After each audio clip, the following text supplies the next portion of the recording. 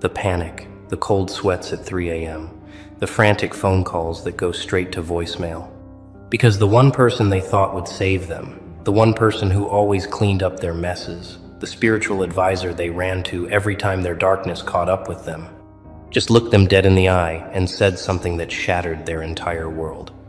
Return what you took from them. 5 words, that's all it took. 5 words to turn their sanctuary into a courtroom, their healer into a judge, their safe space into a mirror they can't escape. And now, oh now, they're learning what it feels like when the universe stops offering extensions on debts that were never meant to be forgiven in the first place.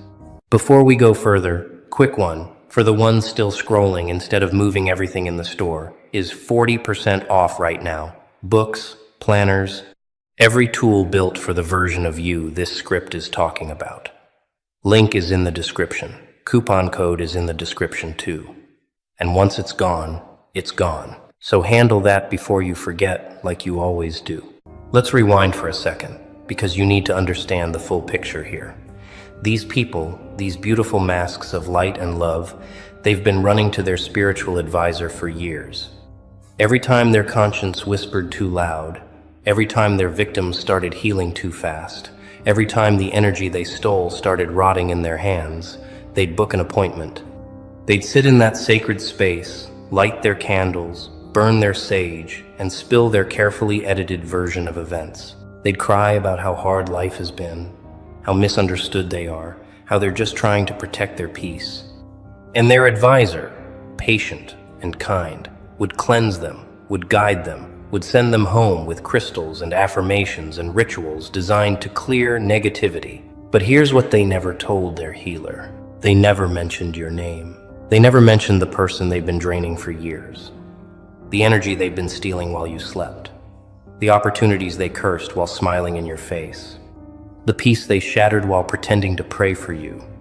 The boundaries they violated while claiming they were the victim. The reputation they destroyed in whispered conversations disguised as concern. They took and took and took, thinking the universe was a bottomless well, thinking their healer's protection was a license to keep hunting, thinking as long as they showed up with the right words and the right offerings, they could keep their hands dirty and their aura clean. They thought they found the perfect system. Steal from you, cleanse with their advisor, repeat. A spiritual money laundering operation where your pain was their profit and their healer was their unwitting accomplice. But here's the thing about real healers, real practitioners, real people who actually walk in truth and not just talk about it. They see. Maybe not immediately, maybe not in the first session or the 5th or the 15th, but energy doesn't lie. Patterns don't lie. And when someone keeps coming back to be cleansed of the same darkness, when someone keeps needing protection from the same attacks, when someone's aura keeps getting heavier no matter how much work is done, a real healer starts asking different questions. And your enemies, they got comfortable. They got sloppy. They started revealing too much. A name dropped here, a situation described there, details that didn't add up, timelines that exposed their lies. And slowly, like pieces of a puzzle assembling themselves, their healer started seeing the truth. The moment of reckoning came quietly, as these things often do. They showed up for their regular appointment, probably complaining about you again, probably spinning some story about how you're sending them negativity, how you're blocking their blessings, how they need protection from your energy. And their advisor listened, really listened. Not with sympathy this time, but with recognition. Because finally, after all this time, after all these sessions, after all these cleanings and clearings and protections, the pattern became undeniable. These people weren't victims of attack. They were architects of theft. They weren't defending themselves from your darkness. They were trying to hide from the light of consequences. And in that moment, everything shifted. The temperature in the room changed. The energy went from warm to Arctic, and their healer, the person they'd been using as their spiritual shield, looked at them with eyes that suddenly saw everything. Return what you took from them. The words hung in the air like a verdict that had been waiting years to be delivered. Not a suggestion, not a recommendation, not a gentle nudge toward growth. A command, an ultimatum, a line drawn in spiritual sand that carried the weight of cosmic law. And they tried to deflect, tried to explain, tried to twist the narrative one more time. But their healer wasn't interested in their stories anymore. Because real practitioners don't just see auras, they see timelines. They see cause and effect. They see the threads that connect a person's current suffering to their past actions. And what their advisor saw in them wasn't someone under spiritual attack. It was someone who'd been the attack all along. Someone who'd taken your peace and called it their breakthrough. Someone who'd stolen your opportunities and called it manifestation. Someone who'd drained your energy and called it self-care. You're on your own now. 4 more words that collapsed their entire spiritual safety net because their healer didn't just refuse to help them anymore. Their healer withdrew all previous protection. Every cleansing reversed. Every shield dissolved. Every ritual that had been holding back the natural consequences of their actions canceled. It's like watching someone who's been living in a fireproof house suddenly realize the fire department just removed all the protections and left them standing in a structure made of matches. And the flames, your truth, your justice, your energy returning to its rightful owner, those flames have been waiting patiently outside for years. Now there's nothing standing between them and what they've earned. Their advisor didn't curse them, didn't have to, just stopped interfering with the natural spiritual mathematics that says what you take without permission will be taken back with interest. Now here's where it gets beautiful. And by beautiful, I mean cosmically terrifying for them. Because they're not just losing their healer's protection, they're losing their ability to hide from what they've done. See, when someone is actively being shielded by spiritual work, their actions can be obscured, delayed, buffered by the positive energy being directed their way. But the moment that shield drops, everything they've been doing in the shadows gets illuminated all at once. Every whispered lie suddenly echoes back to them at full volume. Every stolen moment of your peace becomes a sleepless night of their panic. Every piece of your energy they took starts burning in their hands like acid, and they can feel it. They're feeling it right now. That creeping sensation that something is watching them, waiting for them, coming for them. And it is. It's called accountability. They're scared to sleep now, and they should be. Because sleep is when the conscious mind stops running interference, when the guilt they've been burying all day comes screaming to the surface in nightmares they can't escape. They dream of you. Not the broken version they tried to create, but the whole version, the healed version, the powerful version that survived everything they threw at it and came out sharper, clearer, more dangerous to their lies than ever before. They dream of moments when they had the chance to stop, to apologize, to make it right, and they chose cruelty instead. They dream of the advisor's face, that look of disappointment and disgust, that moment when someone they trusted to see them as good finally saw them as they actually are. They wake up in cold sweats, reaching for their phone to call the one person who used to make it all go away, and remembering mid-dial that those calls aren't being answered anymore. And it's spreading. Because here's what they didn't count on. Healers talk to other healers. Practitioners share information about people who misuse spiritual work. Not gossip, but warnings. Professional courtesy. The same way doctors flag patients who abuse prescriptions, spiritual workers communicate about people who weaponize their services. So now it's not just their advisor who won't help them. It's becoming a pattern. They try to book with someone new, and something always goes wrong. The appointment gets mysteriously canceled. The practitioner gets a sudden bad feeling and declines. The reading they do get tells them exactly what they don't want to hear. Return what you stole. It's like watching someone who's been banned from every hospital in the city suddenly realize they're bleeding and no one's going to stop it. They created this. They built this cage one stolen piece at a time, and now they're locked inside it with only their guilt for company. Let's talk about what they actually took from you, because this isn't abstract, this isn't metaphorical. These people didn't just hurt your feelings or waste your time. They performed spiritual theft, and that's a different category of violation entirely. They took your creative ideas and presented them as their own, and every success they built on that theft is now rotting from the inside. They took your emotional energy, made you their unpaid therapist, their constant source of validation, and now they're discovering what it feels like to be truly alone with their thoughts. They took your trust and weaponized it, sharing your vulnerabilities with people who use that information against you. They took your reputation and shredded it in rooms you weren't in to defend yourself. And now those same people are starting to see through the lies. They took your time, hours, and days and months of your life you'll never get back, moments you spent building them up while they were secretly tearing you down. But here's the part that's really eating them alive right now.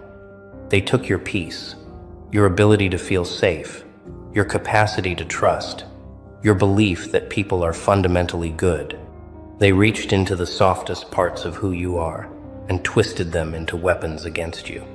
And they thought, genuinely thought, that as long as they kept their hands washed with sage smoke and their chakras balanced with crystals, that theft wouldn't count. They thought spiritual practice was a cheat code that let them act like monsters and still collect blessings. They thought wrong, because every real tradition, every genuine practice, every authentic spiritual path says the same thing in different words. You cannot steal and call it receiving. You cannot harm and call it healing. You cannot take what isn't freely given and expect the universe to call it fair. And their advisor, finally seeing the full picture, just reminded them of that fundamental truth. Return what you took from them. But how do you return peace once you've shattered it? How do you return time once you've stolen it? How do you return trust once you've weaponized it? How do you return a reputation once you've destroyed it? How do you return energy once you've drained it? How do you return opportunities once you've cursed them? That's the nightmare they're living in now. Because the answer is you can't. Not fully. Not in the way that makes it right. You can apologize. And they won't. Because that would require admitting what they did. You can make amends, and they don't know how.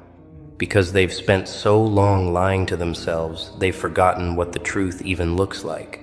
You can change, and they're too proud, too invested in their victim narrative, too terrified of facing the monster in their mirror. So they're stuck in this impossible situation, being commanded to return something they can't return, and knowing that until they at least try, nothing in their life is going to work right again. Watch what's happening to them now. It's subtle at first, the kind of things they can still explain away as coincidence. That job opportunity that was guaranteed suddenly went to someone else. That relationship they were so sure about, suddenly feeling distant and cold. That money they were expecting, mysteriously delayed or disappeared. That health issue they'd been ignoring, suddenly demanding attention. That friend group that used to respect them, suddenly seeing them differently, asking harder questions, creating distance. It's like watching a Jenga tower where someone's been secretly removing pieces for years, and it's finally at that point where even breathing near it makes the whole thing wobble. They feel it. They know something is wrong. But they can't name it, can't face it, can't fix it, because fixing it would mean admitting they broke it in the first place.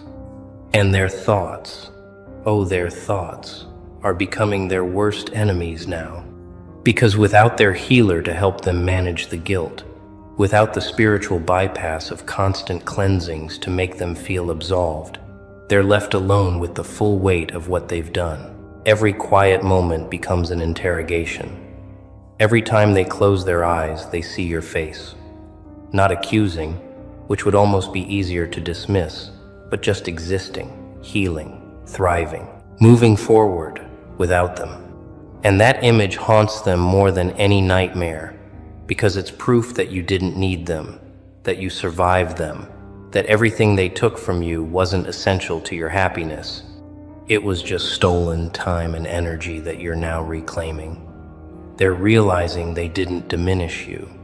they revealed themselves, and that revelation is following them everywhere they go. Let's discuss the spiritual mechanics of what's happening here, because it's important to understand this isn't revenge. This isn't you doing anything to them. This is the natural consequence of interfering with spiritual law. Think of it like gravity. If you throw something up, it comes down.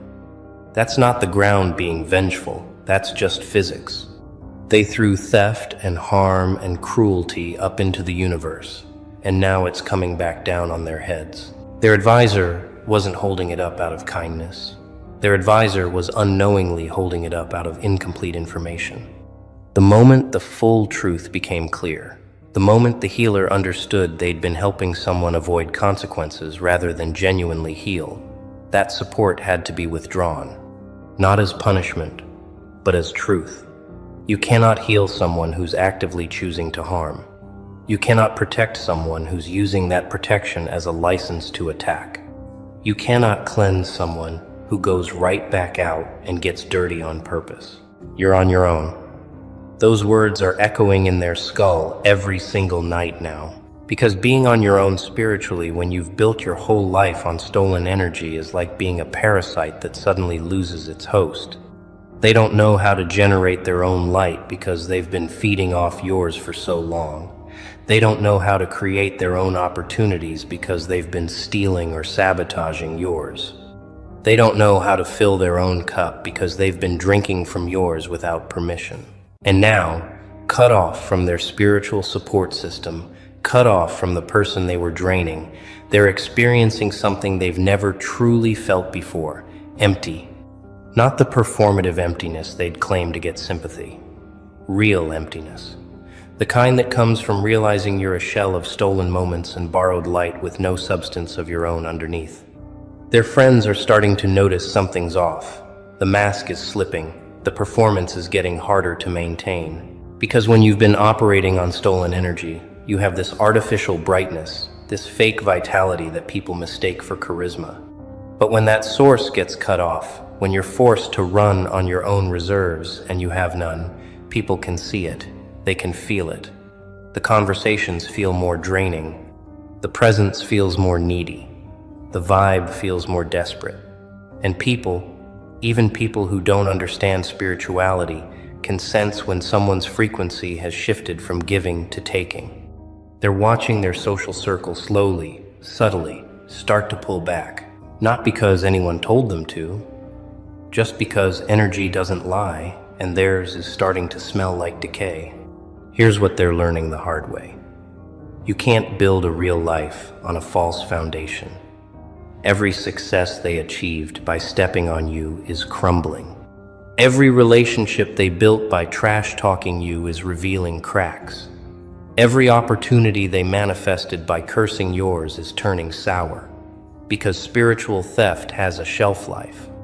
It might work for a season, might even work for years, if someone's actively helping you hide from consequences.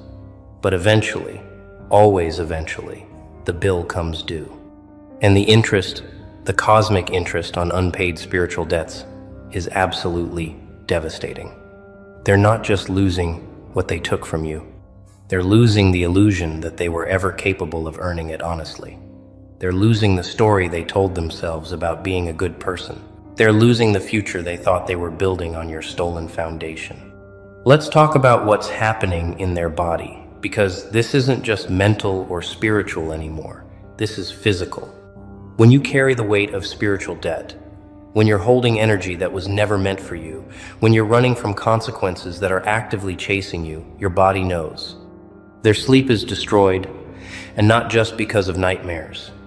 Their nervous system is in constant fight or flight, because on some level, they know they're being hunted by truth. Their digestion is a mess because guilt literally sits in the gut. Their skin is breaking out because toxicity has to exit somehow. Their energy is non-existent because they're no longer plugged into your source and they never develop their own. They're aging faster, getting sick more often, feeling more pain, because carrying stolen energy is like carrying poison. It doesn't nourish, it corrodes, and they can't talk about it. That's the isolation that's really killing them. They can't go to their healer anymore. They can't admit to their friends what they did because it would destroy their reputation. They can't confess to their family because it would shatter the image they've carefully constructed. They can't even fully admit it to themselves because their ego can't survive that level of truth. So, they're trapped in this prison of their own making, surrounded by people but completely alone, screaming internally but silent externally, drowning in guilt but unable to reach for help, because help requires honesty, and honesty requires accountability, and accountability requires change, and change requires admitting they were wrong. And they'd rather suffer than surrender that pride. But the universe, the beautiful, ruthless universe, doesn't care about their pride. It cares about balance. It cares about reciprocity. It cares about justice, not the human courtroom kind, but the cosmic kind that says every action has an equal and opposite reaction. They created an imbalance when they took from you without permission. They deepened that imbalance every time they refused to acknowledge it. They made it catastrophic when they tried to use spiritual practice to hide from it rather than heal it. And now, the universe is doing what it always does. It's restoring balance. Not through some dramatic intervention, but through the simple removal of the artificial supports that were keeping them propped up. Their healer was the last pillar. Now that it's gone, gravity takes over. And gravity, spiritual gravity, is undefeated.